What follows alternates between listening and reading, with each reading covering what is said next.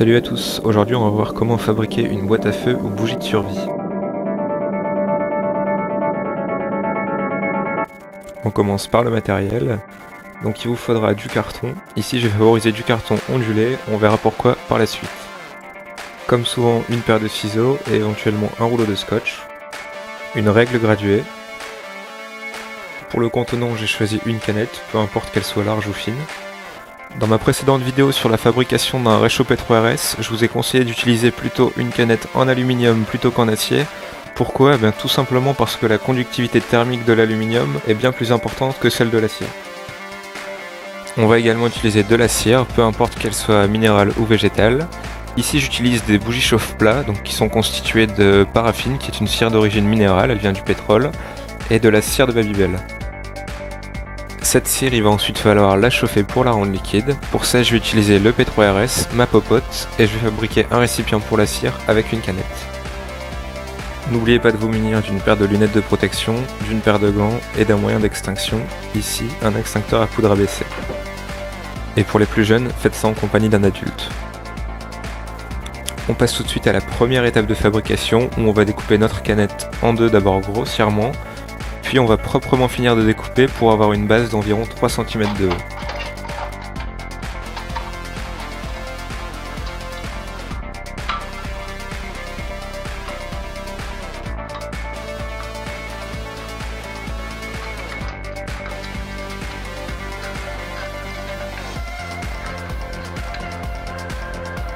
On va maintenant découper des bandes de la hauteur du contenant, soit 3 cm.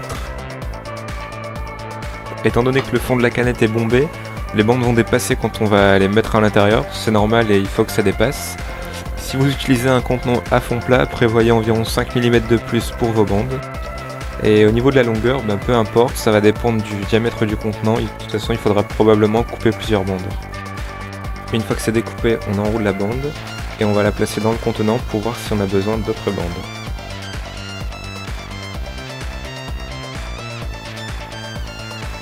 Une bande c'était pas suffisant, il va m'en falloir une deuxième. Je vais ensuite les enrouler l'une sur l'autre pour les mettre dans le contenant.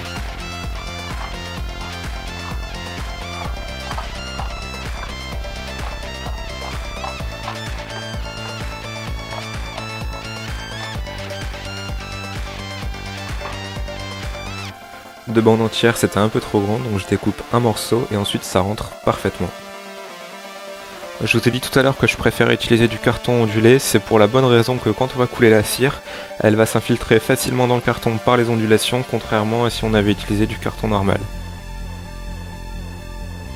J'ai ensuite découpé une bandelette en carton pour faire office de mèche, mais je me suis rendu compte, comme on le verra dans les tests, que quand on est en extérieur et qu'il fait un peu de vent, c'est vraiment inutile. Avant de faire fondre la cire, on va se fabriquer un petit récipient avec une canette qui va permettre de la contenir et de la faire couler une fois qu'elle sera liquide.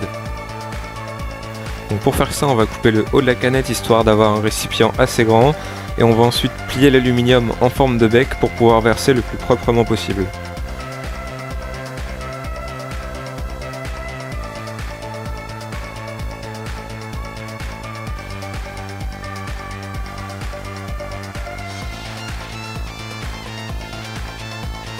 Maintenant qu'on a un récipient pour la cire, on peut la faire fondre.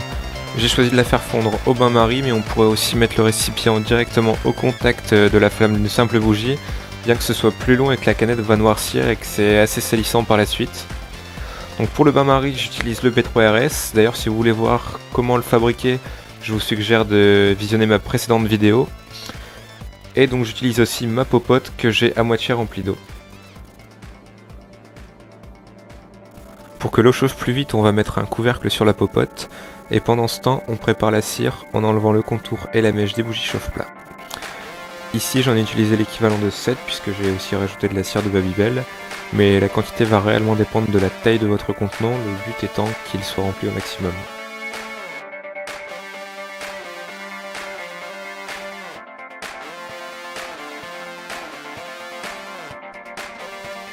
Après quelques minutes, on peut s'apercevoir que l'eau est quasiment en ébullition et que la cire est totalement fondue.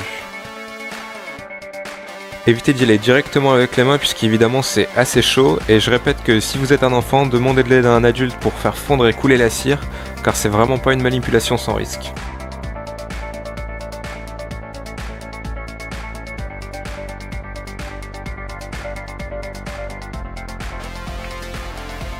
On va ensuite faire couler la cire sur le carton en s'assurant d'avoir protégé son support de travail auparavant, puisque la cire c'est vraiment pas une partie de plaisir à nettoyer. Et étant donné qu'elle est chaude, elle va s'infiltrer très facilement entre les épaisseurs du carton. Donc ici on remplit bien à ras-bord et on vérifie que tout le carton soit bien imbibé. Une fois que c'est fait, on laisse refroidir puisque je vous rappelle que c'est chaud. Et ensuite voilà une idée de ce que ça peut donner.